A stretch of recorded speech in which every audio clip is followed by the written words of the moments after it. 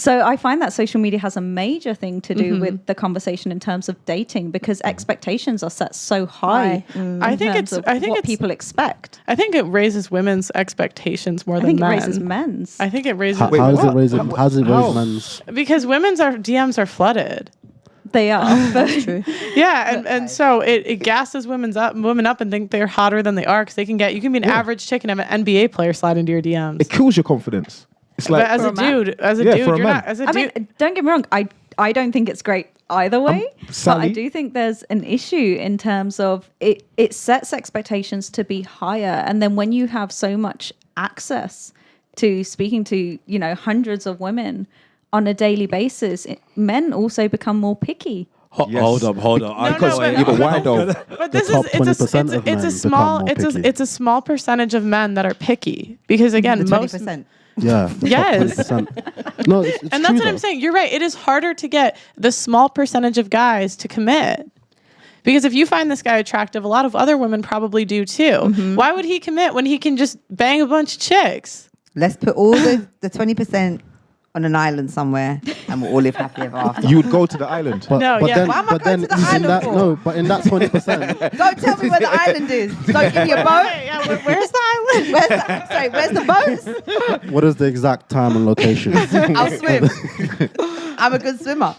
You want to go to the island. And only that, if you take away the 20% of the guys and put them on the island, then there'll be a new 20% of guys that you're not interested in. Exactly. Let everyone get a chance, man. Yeah, so you always want the top. You can't settle for what you like. It's like lower your expectations. Lower your expectations. I don't think that's a hot take, but what? Go ahead. I don't think it's a hot take to so I guess my opinion on this is a bit more nuanced in that, yes, everyone has, expectations that can vary, and sometimes they can be a bit ridiculous. So, but I don't think that's a bad thing. I actually enjoy the hustle. And I don't think it's a hot take to tell women that, hey, you should settle for less, you should settle for the average XYZ. I think it's your job as a man to be that top person. You're either a beta or you're a successful man. Go on, inside of this in the dating game, because only a man that's winning will say that.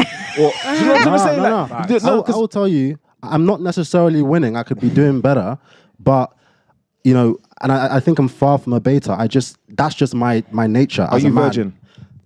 No. So you're winning then. Because you're in the higher you're in the smaller percentage of men that's actually being sexually active. I do quite well. Right, there you go. I do, no, wait. It doesn't favor you to change it.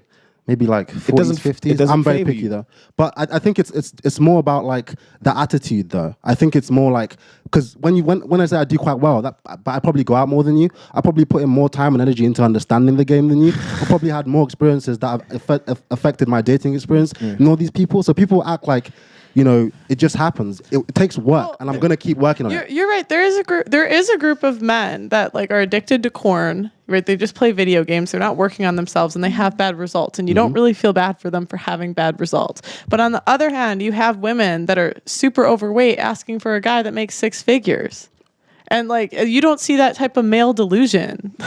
Wow. Well, you actually do see some of that, because I know a lot of gamer boys with very poor social skills that think they're entitled to, top shelf women. But being real, do you really feel like it's at the same rate? I mean, it's processed differently. If that guy gets shut down, it's embarrassing. It's sad. That's what I'm saying. Like men are faced with reality quick. Yeah, women aren't, because we lie to each other. That guy's not happy. Yeah, and then we have movements like slut shaming, right? Fat phobic. We have all these movements to cushion us. Yeah, and don't get it twisted. I have my frustrations with women as well. Like, I think in the casual dating game, there is definitely expectations are quite high, and I think personally a lot of women don't understand how to have a healthy casual relationship. I think people mix it up with very sentimentality, and that's why they get played by the same guys, because these guys know you want a connection. You're saying you're a big girl, but when they mess with me, they're like, oh, why aren't you texting me at night? Because we're a casual relationship. I'm not gonna kiss you goodnight. You can have a healthy casual relationship. That's my view, yeah. And I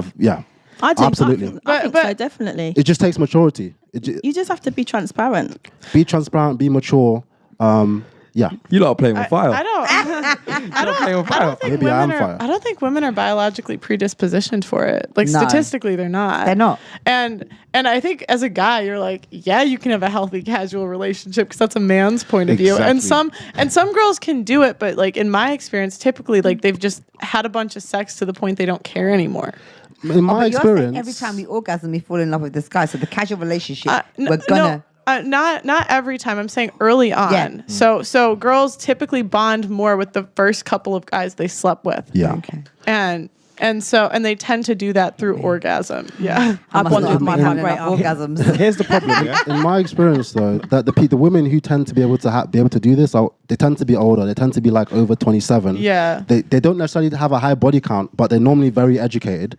They have that. They're independent. They have their own lives. So my ideal woman is actually what a lot of people would say is the woman that will give them the most stress, because these guys say, oh well, this woman thinks she won the show. Yeah, you can run the show. I'll see you once every 2 weeks. what am I fussing about? Or women who are still in love with some other dude. Cool, you can see him in the 2 weeks I'm not seeing you. And if you think like that, that's called frame though, because I have nothing to prove. And when we want to escalate the relationship, then there are a lot of ways that you can build closeness. But I'm just someone where I know what I'm doing is building a more intimate relationship than our relationship is actually at. So you're the side guy. No, I'm the main guy actually. No, in terms of like if she's got a partner and you see her in between the relationships, you're the side guy. No, she this is not married women. These are just women who are around. Maybe they may be seeing multiple guys. I don't ask because I don't care. So you're winning in the game then? Casual relationship. In the casual game, But you're winning. it's a mindset though. That's the thing. No, I'm not asking if it's. I'm saying, are you winning? Yes or no? I do all right. So wouldn't it be like bad for you if the game was to change and women to stop having casual sex with you? Counterproductive. Wouldn't it be counterproductive? If women was to stop having casual sex, Yes. I guess so. Right. So you're not right. So you're not advised to give the right advice then. Yeah, but that's- because you telling girls to sleep around benefits you. Exactly. Yeah, but it can also benefit them as well. But